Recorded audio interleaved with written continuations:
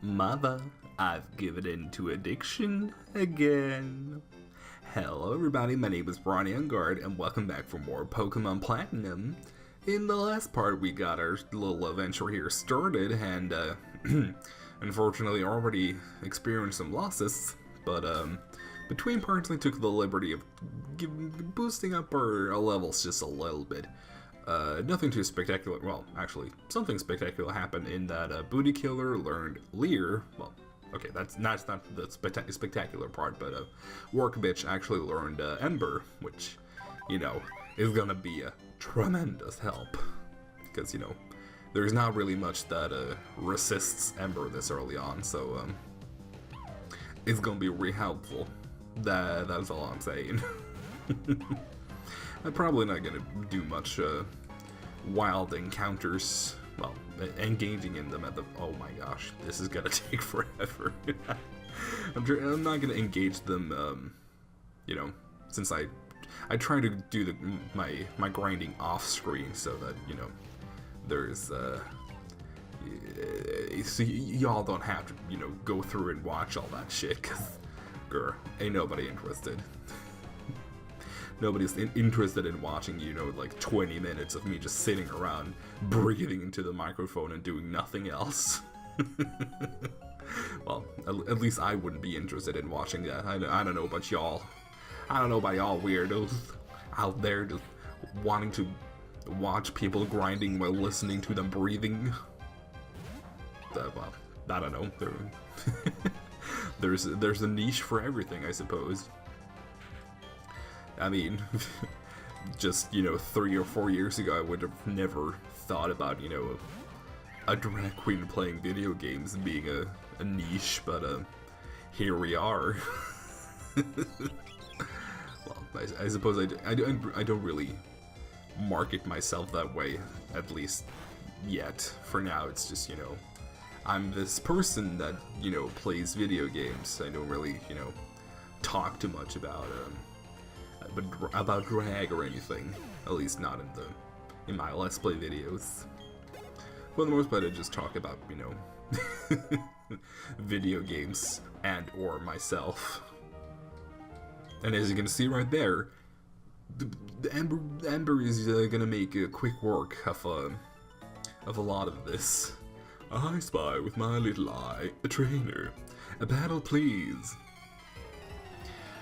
Also, regarding the comment at the very beginning of the video, yeah, I've recently started playing Cookie Clicker again, much to my chagrin, much to my displeasure, because, you know, I for some reason, idle games, you know, IDLE, not IDOL, games where you don't actively have to play them are for some reason my, like, biggest weakness, because whenever I start them, it's just like a rush. I just, like, well, not get off, you know, not literally, but I figuratively get off on, you know, watching numbers grow and, you know, exponential growth and just, you know, all that kind of shit. That just really butters my biscuits. So, like, I had my two biggest vices, which were Cookie Clicker, which I now have returned to briefly. I'm probably gonna get bored of it in like a week or something, because that's usually how it is with me and Cookie Clicker, is that, you know, every half a year to a year I return, because, you know, something has changed kind of in the game, so I'm like, oh, that sounds exciting, let's try it out. And then I play for like a week straight, and then get to a point where there's nothing new or exciting that's happening, it's just numbers. Well, I mean, Cookie Clicker is kind of just numbers, but, you know, there's no, like, new upgrades, and there's no new building to aspire to. Like, there's nothing to aspire to, I guess is the best way to put it. And then I just, you know, end up clicking out of the window, finally, and just going on with my life. But I did actually have a very big problem with clicker heroes, which, holy shit, fucking dominated my life for, you know, like a year or something like that. Like, it was crazy. Like, my poor laptop, Jesus Lord, that thing just got abused pretty much by having to run continuously forever, because I just, you know, I never wanted my computer to shut off, because that meant I have to, you know, close my Clicker Heroes window. Well, I mean, I didn't play it in browser, I played it through Steam, so, you know, but still, that meant I would have to close the program, which I definitely didn't want, because that would mean losing out. I couldn't lose out on the precious gains. So yeah, I finally was able to, you know, come to my senses of like, you know what? What's important in life? A lot of things, but this is not one of them. So I was finally able to finally close that program, and you know, I've not opened it since. It's been like 2 years, and I still haven't opened Clicker Heroes. And I think there is like a Clicker Heroes 2 coming out, but it, you know, it looks pretty lame. So thankfully, I'm not really tempted to play that. So also, we, you know, in the game, you know, the game we're playing right now, we just encountered Looker, which I have a lot of unpopular, strong opinions of, because it seems that everybody in the Pokemon community is way up Looker's ass, and I just could not care less. You know, I guess I'm just kind of, it started out with me just not generally caring about Looker. Like, he was just, you know, oh, he's this character, whatever, I don't actually care. But then he started appearing, like, first he appeared in Black and White, and then all of a sudden he appeared in X and Y, and then he appeared in Omega Ruby Alpha Sapphire, and then in Ultra Sun, Ultra Moon, and just, we can just never get rid of this fucker. And just, like, when he just appeared in Platinum, I just didn't care. Like, it wasn't a big deal at all. It's just, oh, he was this character, whatever. But then he started reappearing, and I just saw, like, because pretty much I don't think I ever see anyone say that they dislike Looker. Like, everybody's just like, oh, I really love Looker, oh, he's so cool, like, oh, like, he's pretty much at, like, Cynthia levels, almost. Which, you know, Cynthia I don't mind reappearing, because Cynthia is actually cool. But Looker, on the other hand, is, you know, just the character, it's, if we look away from the fandom around him and the Pokemon universe in general, the character itself, I don't have any, you know, strong negative emotions towards. Like, it's kind of, like, weird and stupid that he keeps reappearing. Like, I suppose it makes sense since he's in the quote-unquote international police or whatever. So, like, I guess it makes sense, but it still is like, why him? Why do you keep appearing? Because you're just so lame. But in general, I don't really care that much. But I started really hating him because of all the people that are like, oh, I just super like Looker, that's so cool that he keeps appearing, and just that whole thing. And I just am sitting there like, oh my god, can you guys stop?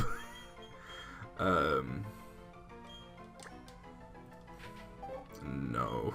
What?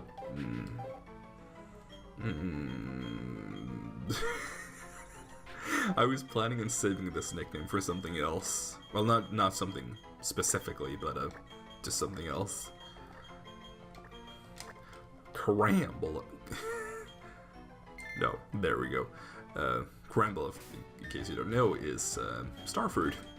It's the name of starfruit. That isn't starfruit. Whatever.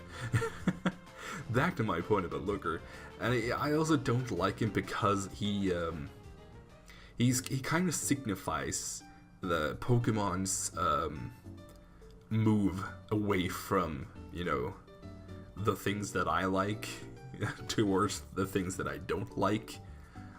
AKA, he signifies Pokemon's increase in story-related stuff.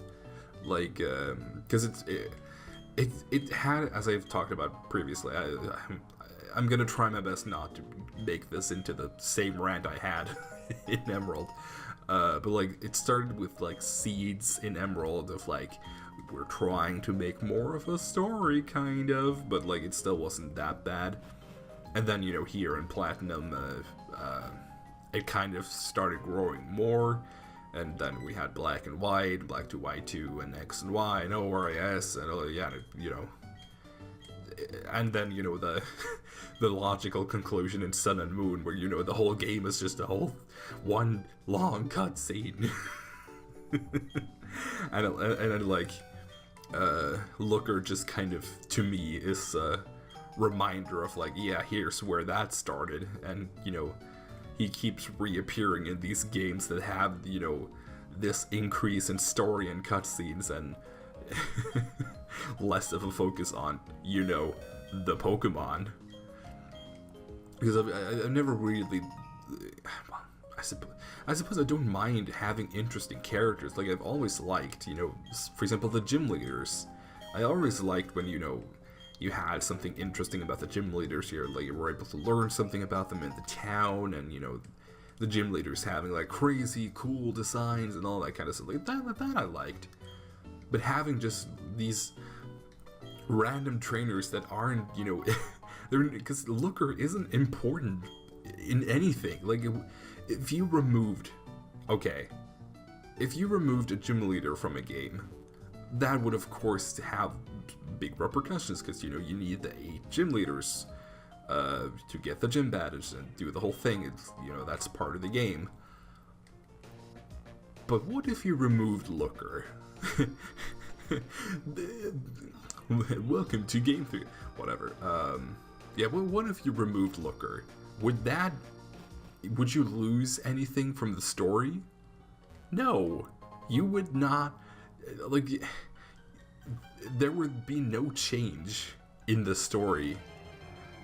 Especially not in the game, you know, the gameplay. Zero change.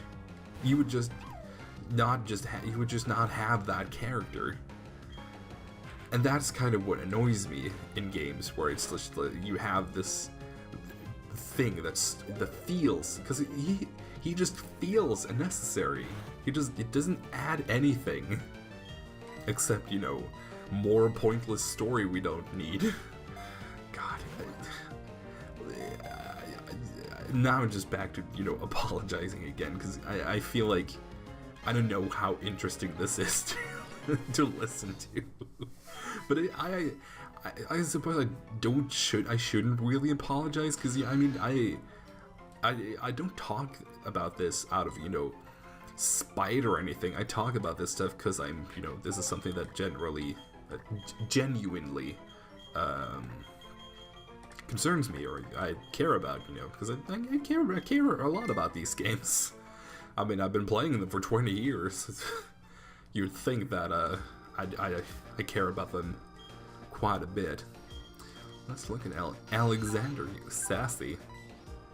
Oh, that's not the best nature in the world, but well, again, it's the same kind of thing with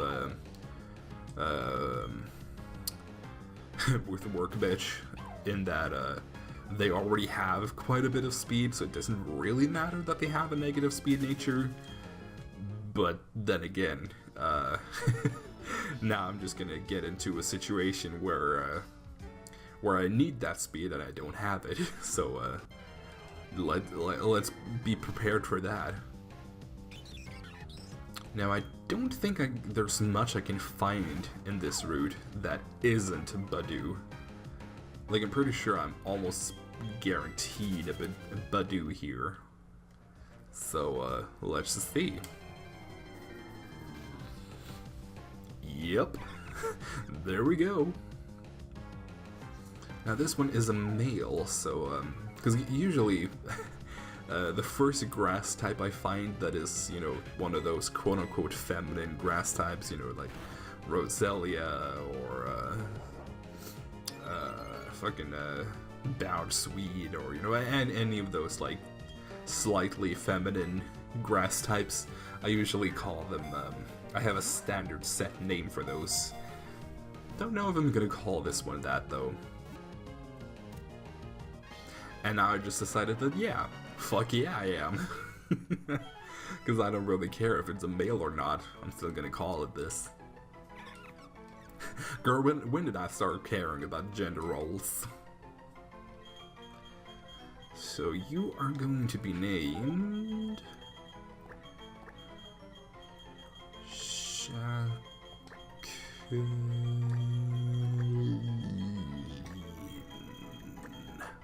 There we go. Just enough space for it. Just enough space for it and everything. That's not good. Well, I suppose Poison Point isn't the worst. I remember I used to really prefer Poison Point as a kid until I, you know, realized just how useful Natural Cure. Well, I suppose I didn't care about Natural Cure as a kid because I usually, you know, allowed myself to use medicine in battle. So then Natural Cure had like zero effect, pretty much, like it was completely useless. But now that I don't allow myself to use items in battle, suddenly Natural Cure is a little more helpful, but not the most helpful still, since Badu is a poison type, so it can't be poison, and poison is really the one that I'm most worried about. But still would have been nice for paralysis, which also is kind of shitty. Now I know Barry is out there waiting for me to pretty much to shank me as he pleases. So let's take on some trainers, shall we? Almost burped, but I didn't. Oh, Sarah. That's actually the name of one of my sisters. How fun. And this one happens to have the rivalry, so we're gonna change to a male Pokemon. Well, I mean, we did already have a male Pokemon out there, but a male Pokemon that can actually take a couple of hits before it dies. You know. Oh, and a critical hit. There's been a lot of critical hits lately, I feel, which I'm not too stoked about. Not a fan of critical hits, especially pre-Generation 6 critical hits, which, you know, because in Generation 6 and onwards it's 1.5 increase, but in Generation 5 and before it's a doubling of the damage, which, you know, now that I've gotten used to the 1.5, the doubling just seems, you know, really overkill. Just like, oh, he was already gonna do a lot of damage, but now he's gonna do double the amount of that damage. Like, whoa. That's crazy. I think this kid said that he was given this Pokemon by his dad. That's just rude. Don't give your children Magikarps. Like, at least make it like a level 19 Magikarp, so that it's at least it's close to evolving. Or maybe his dad wanted to teach him a lesson. Maybe he wanted to teach him that life isn't fair. Life is hard, and life is a struggle, and you're only gonna get something good if you work for it. Or maybe I'm just reading too much into a children's game. I feel like that last line is just, you know, pretty much this a summary of like any kind of like game theory. You know, I should just add that tagline to like a game theory logo, you know, or maybe I'm just reading too much into a children's game. Oh, Oh lord. The thing is, I don't really mind, you know, quote-unquote game theories. You know, not just, you know, the actual show game theory, but just any kind of theory about games. I don't mind. Like, I just think it's fun to think about. Like, I like it when they frame it as, you know, oh, wouldn't this be interesting if this was the case? But I don't really like it when because there are some people that, you know, talk about these theories as, you know, as if they were actual fact, when, you know, either A, they're clearly not, or B, you can't prove it. So, I don't know what it is about me that just, I get, like, defensive about that whenever somebody talks about a theory as if it was fact. It's just like, no, it clearly isn't. It's clearly just a theory. Like, I don't know why this specifically really just, you know, rattles my self-aware, but when people talk about the theory that Blue, or well, people might know him better as Gary from Red and Blue and Yellow. I don't know if it's the case in Yellow, but at least in Red and Blue, when he, on SSN, he has a Raticate. He had a Rattata in Cerulean, and then he, you know, quote-unquote suddenly doesn't in when you battle him in the Pokemon Tower, having switched it out for, you know, just another Pokemon. And then, you know, people, you know, have the theory like, oh, what if he actually, you know, what if the Raticate actually died, and that's why he's in Pokemon Tower to bury the Raticate? Oh, which I wouldn't mind at all. Like, it's a fun, you know, oh, wouldn't it be interesting if that was the case? Like, I wouldn't mind it if people framed it like that. But I've just seen too many people, you know, pretty much almost say that it's canon, that, you know, that's the case, when, you know, no, like, he's Gary Oak, of course, well, or Blue Oak, you know, whatever. Yeah, of course he's gonna switch out Eradicate, because Eradicate is, well, the thing is, it makes perfect sense for him to have just changed it out at that point. Because that is the point where Raticate stops being useful.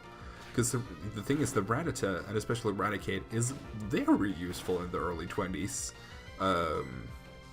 Well, Rattata is actually very useful throughout its entire span of life, and then Raticate is useful level 20 to approximately level 25, you know, if you level your entire team at the same pace.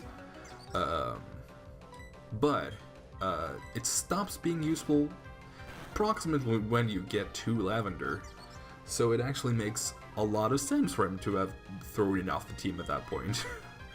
And, you know, to change it for something, you know, better, because all of his other teammates are pretty solid, you know.